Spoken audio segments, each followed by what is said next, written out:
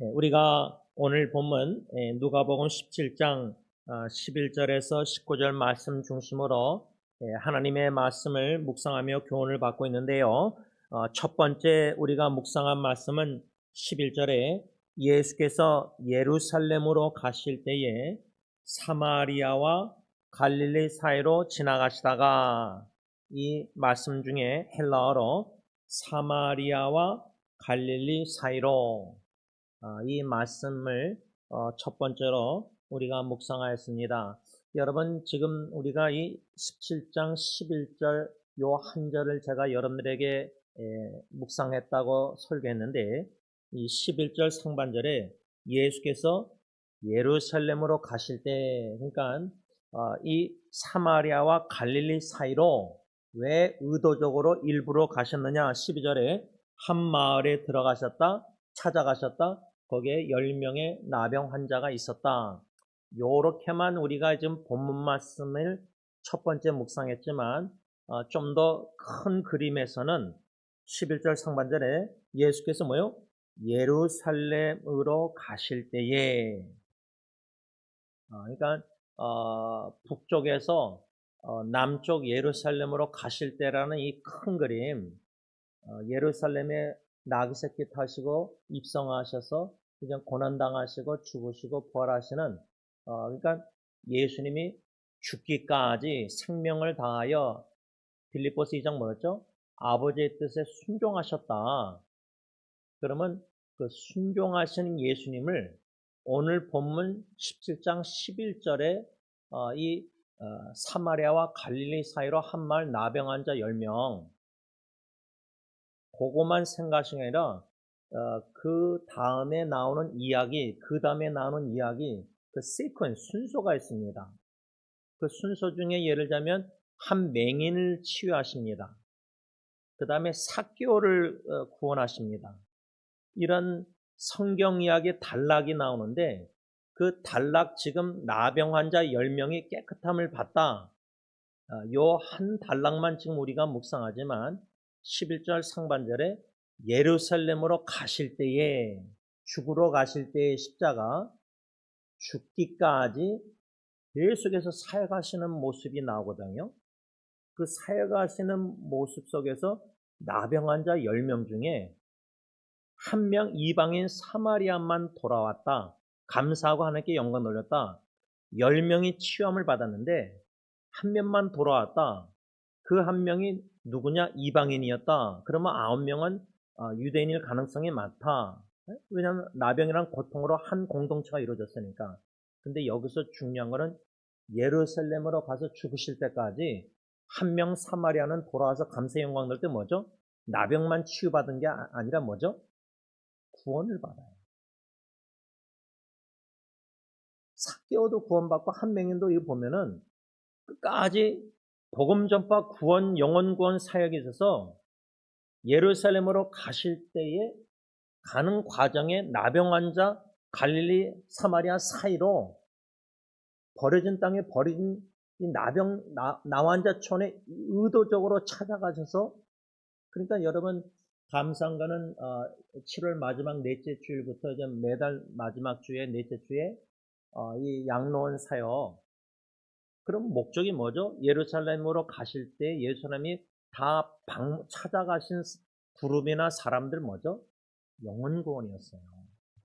죽을 때까지 예수님은 구원의 복음을 전하신 거예요.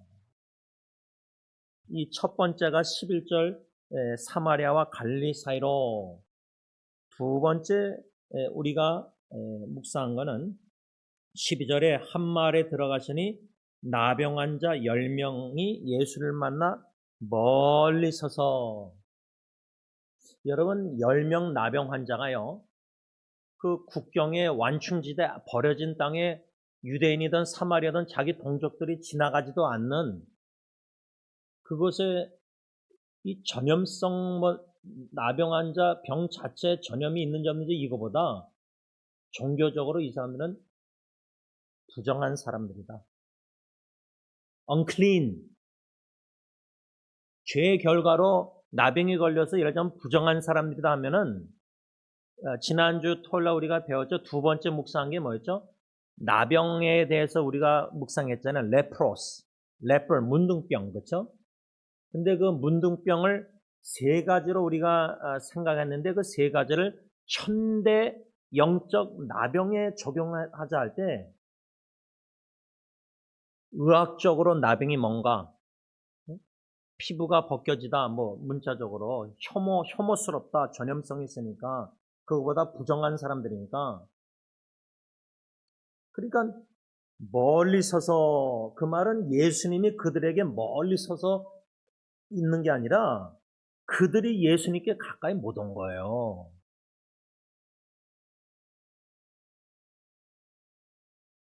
그 말은 부정한 사람들이라는 거는 이제 의학적으로 그렇게 혐오스럽고 전염성이 때문에 멀리 서서 있어야 되고 사회적으로는 격리되고 철저하게 소외되고 격리시켜버리고 성 밖에 쫓아내고 그러니까 의학적으로 사회적으로 그다음 마지막 제일 무서운 게 뭐죠? 종교적으로 율법적으로 레위기에 근거해서 이 사람들은 하나님께 저주받아서 형벌받아서 부정한 사람이다. 이 말은 뭐냐면 사회적으로 매장시킨 것뿐만 아니라 격리시켜서 영적으로도 이 사람들은 죽은 사람입니다. 죽은 자라고 여김을 받았다는 거예요. 네, 이것을 이제 나병에 대해서 의학적, 사회적, 종교적, 영적으로 이렇게 지난주 토요일날 묵상하면서 지난주 설교 결론은 우리가 나병 걸린 사람입니다. 영적으로. 그렇게 설교를 끝냈어요. 근데 우리가 뭐 몸은 나병이 안 걸리고 무슨 뭐 병이 안 걸렸다 해도 영적으로 내가 나병 환자다.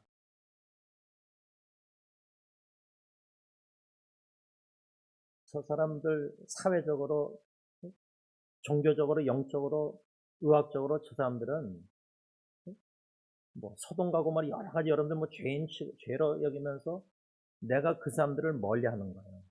그 사람들은 우리에게 가까이 다가오고 싶은데 그래서 제가 제 아내를 존경하고 리스펙하고 칭찬하는 게 동성애자들하고 같이 락하면서 같이 시간 보내고 같이 있는 걸 좋아하고 그게 함께하는 예수님의 사역이거든요. 가서 뭐 특별히 양론 가서 여러분들이 뭐 예배가 제일 예배 가운데 중요하지만 그분들에게 뭘 막 하려고 막 의도적으로 뭐 이게 아니라 그곳에 같이 함께 예배 드리는 게 사역이에요. 예수님의 사역.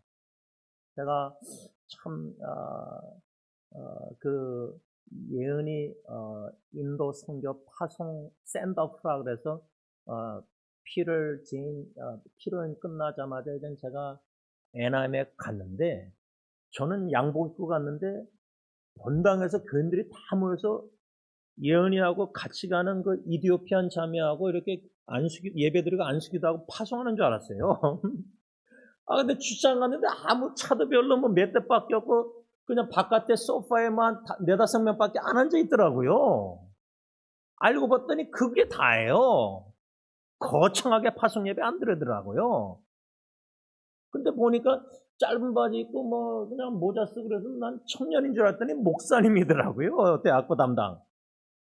그 예언이가 그 목사님하고 대화를 많이 하더라고, 소파에 앉아서. 근데 나중에 할 때 동그랗게 둘러서서 뭐 이렇게 기도하고 선행과 있는데, 제 아내나 제가 은혜 받은 게 그 목사님이요. 찬양 딱 한 곡만 기타 누가 하고, 하나님의 사랑이 얼마나 깊고 넓은지, 어메이즈. 너무 놀랐습니다. 거기에 예언이가 막 우는 거예요. 감사의 눈물로 그냥 순종해서 간 건데, 그걸 통해서 이제 저도 배우는 거죠. 하나님의 사랑에 감격의 감동의 감사의 눈물이 내가 메말랐구나. 뭐 그것만 있으면은 목회나 가정사역이나 모든 인간관계나 모든 어려움도 넉넉히 이겨나갈 수 있거든요. 감사만 넘치면 구원의 사랑에 성삼일체 하나님. 근데 그 목사님이 거기서 강조한 게 뭐냐면 성경을 파송하는데 2명을 1년 예배를 그렇게 강조해요. 그러니까 양론 가서 어르신들을 뭐 언어도 안 되고 뭐 위얼체어에다가 뭐 여러 가지 뭐 어렵지만 함께 이분들하고 예배드린다. 그러니까 제 아내가 동성애자들하고 락하면 할 때 그냥 암벽 등반이지만 함께 마음은 이들과 예배한다. 하나님을 향한 예배자의 신령과 진정으로 예배 찾으시는 그런 예배자의 마음은 뭐 나환자촌 저 사람 멀리하고 저 사람 성전은 멀리하고 이게 아니. 그러니까 나병 환자는 나였구나. 참된 예배자의 마음은 그렇게 혐오스럽고 사회적으로 의학적으로 종교적으로 멀리하고 죄인이고 부정한 사람이고 저 사람들 그냥 보면은 피해서 걸어가고 이거는 이 12절에 한 마을에 들어가시니 나병 환자 10명이 예수를 만나 멀리 서서 예수님은 가까이 일부러 찾아갔는데 나병 환자 그 사람들이 의학적으로 사회적으로 종교적으로 이게 완전 세뇌됐으면 누가 아무도 안 찾아오는데 유대인이 찾아온 거 아니에요. 예수라는 유대인이 자동적으로 멀리 서 있는 거예요. 근데 우리가 나병 환자, 영적으로 나병 환자 우리가 자동적으로 멀리하는 사람들이 교회 안에도 있고 집 안에도 있어요. 인간관계. 오늘 세 번째로 묵상하려는 말씀은요. 14절에 보면요.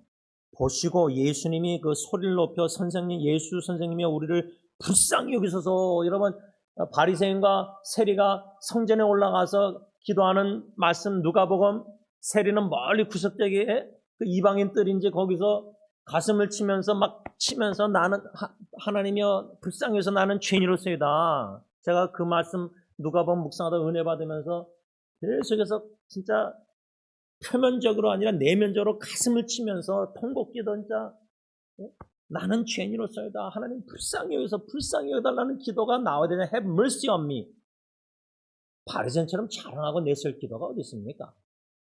그런 소리를 들으시고 보시고 14절에 뭐라 했죠? 그 10명의 나병 환자들에게 가서 제사장들에게 너희 몸을 보이라 이겁니다.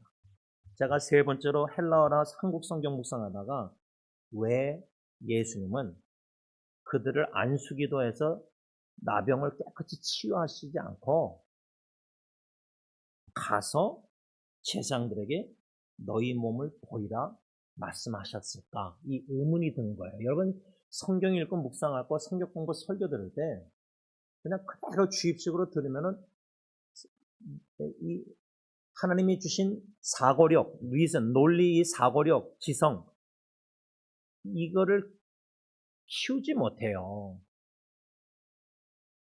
그러니까 성경도 읽을 때 그냥 스쳐 빨리 문답하고 빨리 읽으면은 아무 베네핏이 유익이 없고 이러도 위험해요. 지식은 많아지니까 교만해지죠. 아는 건 많으니까.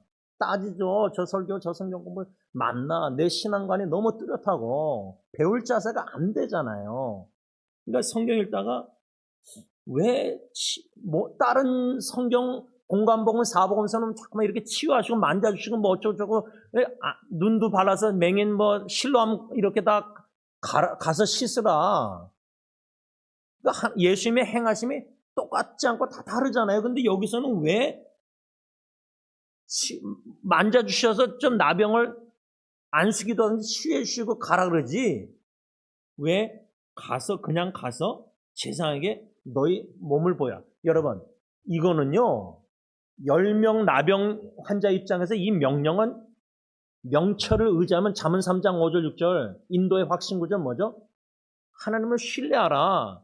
내 명철 의지하지 마라. 근데 내 명철 언더스탠딩을 자꾸만 의지하니까 줄자 재니까 머리 꿰쓰니까 경험 이러니까 신뢰를 전적으로 100% 못하는 거예요. 80%만 하고. 그러면 나병 환자가 명철 의지하면요. 유대인이 갑자기 찾아온 거예요. 아무도 안 찾아오는 자기 마을에. 그래서 멀리 서서 불쌍히 여달라고 기도 간절히 소리 지르는데 기도응답이 뭐죠? 안수기도에서 치유가 아니라 가라. 제사장의 몸을 보이라.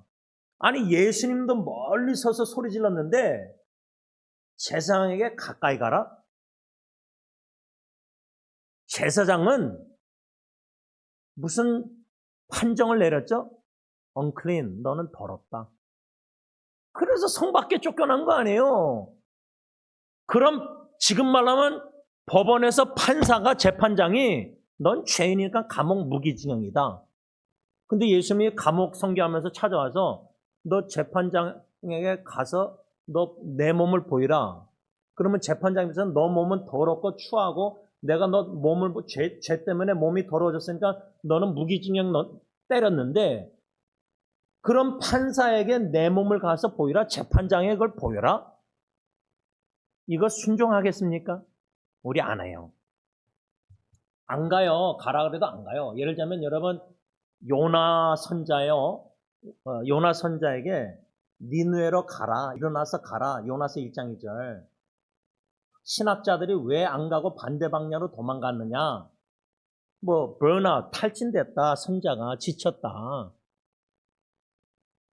그런데 저는 그거보다 니느웨는 아수르 나라의 수도인데 아시리아는 이스라엘 나라의 원수예요, 원수. 여러분 지금도 후손들이 뭣도 모르고 할머니, 할아버지 일제 시대 때 고생당하고 핍박당한 거면 일본은 무조건 미워해. 축구도 일본은 이겨야 된대요. 여러분 6.25 겪은 분들은 북한 김정은 이런 거 다 얼마나 공산국가 지금 한국의 정치를 얘기하면 빨갱이 뭐 어쩌고 좌파 얼마나 싫어해요. 근데 그 좌파들에게 가서 복음 전하라. 예를 들자면 우파들에게 제가 이렇게 얘기해서 죄송한데 좀 이해하기 쉽게 도우려고 하는 건데 아니 어떻게 재판장에게 나에게 때려가지고 넌 나병이니까 저주받아서 너는 부정탄 사람이니까 쫓아낸 사람한테 그 사람한테 가서 몸을 보여래요. 안수기도도 안 하고. 이거는 이성으로는 절대 복종할 수 없는 건데 10명이 순종했다는 거예요. 그 자체가 놀라운 사실이에요. 우리는 한 명이 돌아왔다고 9명은 잘못됐다고 생각하지만 가라 그랬을 때 몸을 보이라 재판장에게 10명 다 갔다는 자체가 9명도 놀라운 거예요. 놀라운. 제가 볼 때는. 우리는 안 가거든요. 왜 가라 그랬느냐?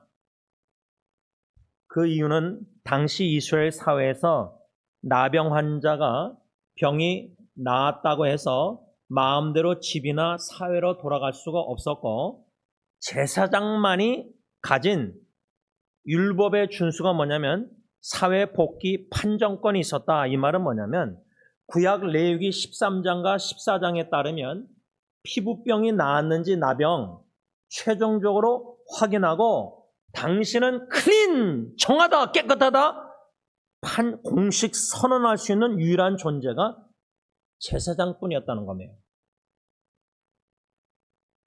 여러분 변호사가 검찰이 넌 죄인이다, 넌 무죄다 판정 내립니까? 법원에서? 검찰 변호사는 그런 역할이 아니에요. 재판장만 그런 역할을 할 수 있어요.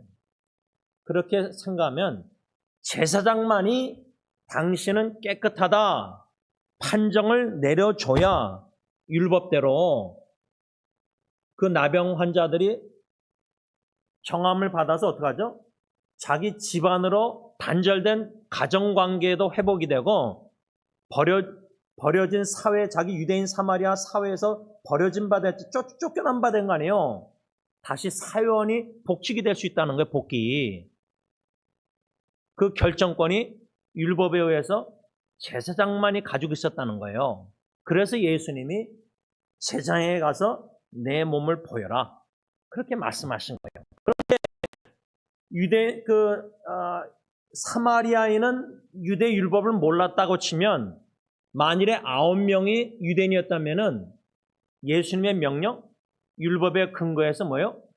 제사장의 몸을 보이려면 클린, 정하다 판정받으려면 나병이 치유를 받고 가야 돼요. 근데 예수님이 그냥 가라는 거예요. 가서 몸을 보이라는 거예요. 그러면 그 9명의 믿음이 한 명 사마리아 돌아와서 감사 영광 돌린 사람 비교하면 그 9명의 믿음이 진짜 보잘것없는 믿음이니까 안 돌아와서 예수님께. 여러분 욥의 아내가 어떻게 남편에게 하나님을 저주하고 죽어라 말했을까? 믿음 형편없는 여편네다 생각할 수 있지만은 재물 다 없어지고요. 10명 자식 다 죽었는데도 욥의 아내가 불평했다는 성경 구절이 없어요. 남편에게. 우리는 조금만 해도 남편 불평 원망하잖아요. 부인 원망하고 존경 안 하고 사랑 안 했다고. 그러니까 성경에 나오는 욥의 아내나 나병 9명? 야, 이 사람들은 진짜 믿음이 진짜 형편없구나. 그게 우리의 편견인데 저는 그렇게 생각 안 해요. 이런 믿음조차도 저는 없거든요. 결국 예수님은요, 율법을 무시한 분이 아니라 마태복음 5장 17절 율법을 완성하러 오셨다 할 때 왜 그냥 가라 그랬는가? 몸을 보이라 지상. 율법을 지키시려고. 우리는 신약, 새언약 백성이라서 옛언약, 모세율법 업신여기고 예수님의 이중계명만 중요시 여기잖아요. 하나님 사랑 이웃사랑. 그거는 구약과 신약의 연결성을 끊어버리는 거예요. 마치 가정을 내팽개쳐서라도 주님을 사랑하고 교회를 헌신하라. 그 가정의 사역과 목회 사역을 연결고리를 끊어버린 거죠. 가정의 존재 목적이 영적 가정, 교회를 위해서 존재한다. 연결성을 지워버렸어야 되는데 균형을 잃어버린 거죠. 목회자들이. 1세대가 그렇게 가정 희생했으니까 2세대는 막 교회를 희생해서 가정사역 하잖아요. 이게 뭐예요? 다 균형을 잃고 연결고리를 끊어버린 거 아니에요. 구약의 10계명 다 끊어버리고, 근데 예수님은 율법을 완성시키시려고 레위기서에 근거해서 제사장에 가서 몸 보이라. 그래서 격리 생활을 끝내고 가족과 사회, 성전 공동체 같이 예배드릴 수 있도록 합법적으로 복귀할 수 있도록 율법의 절차를 따르게 하신 거예요. 우리는 세상 율법, 세상의 법을 무시하고 세금도 안 내고, 어떻게 해서는 세금 안 내려고 나라에 로마세 권위를 존중하라 하는데 존중도 안 하고 무시하고 비판만 하고 나라 정부 기도도 안 하고 지금 그러니까 우리 신앙인들이 얼마나 성경에 어긋나고 죄를 범하는지 외골수 극단 우파하고 좌파하고 해서 어쩌고저쩌고 균형을 잃어버린 거예요. 다 성경을 전체적으로 양쪽을 못 보고 한쪽만 보는 거예요. 시간이 많이 가서 제가 좀 여기서 좀 줄이려고 합니다. 또 다른 이유는 뭐냐면 예수님께서 왜 가서 제사장들에게 몸을 보이라? 제사장들을 향한 메시아적 증거, 즉 예수님이 메시아라는 걸 증거하시기 위해서 10명의 나병 환자를 통해서. 왜냐하면 당시 유대교 사회에서 오직 하나님만이 나병을 고칠 수 있는 병이었는데 10명의 나병 환자가 한꺼번에 제사장 앞에 나타났다. 역사상 전무후무한 기적적인 사건. 마태복음 8장 4절에 예수님이 나병 환자를 고치신 후 제사장에게 내 몸을 보이라. 그들에게 제사장에게 증거하라. 이런 말씀이 있는데 결론적으로 이 두 번째 이유는 뭐냐? 왜 그러냐면 제사장에게 10명의 나병 환자가 가라 그럴 때 왔다. 근데 어떻게 됐죠? 가면서 깨끗함을 받았어요. 순종할 때. 그러면 제사장 앞에 도달했을 때는 이미 10명이 다 치유가 된 건데 오직 하나님만이 저주받아서 부정한 사람들을 고치시는데 예수님이 고쳤다? 그것도 말로 가라? 천지창조 말씀으로만 창조하신 하나님이 예수가 메시아구나. 이걸 증거하시고자 제사장들에게 전도하시고자 그러셨다는 거예요. 그리고 마지막 세 번째 이유는 믿음, 시험. 가라 그랬을 때 안수기도 하고 치유하면은 가겠습니다가 아니라 가라 그럴 때 행함으로 순종했을 때 치유를 받았어요. 기도하겠습니다. 예수님께서 대계명 가서 제자 삼으라 그러셨는데 분방과 가르쳐 지키게 하고 성부, 성자, 성령님으로 세례 베풀라고 그러셨는데 우리는 가기 싫어합니다.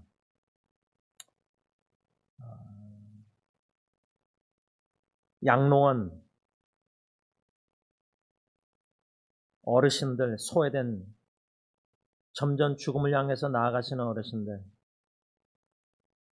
노인 우울증이나 여러 가지 육신적으로, 정신적으로, 감정적으로, 영적으로 어려운 가운데 있는데, 우리 부모님이면 부모님이면 양로원에 찾아뵀는데 치매 걸린 부모님은 더 열심히 찾아뵐까?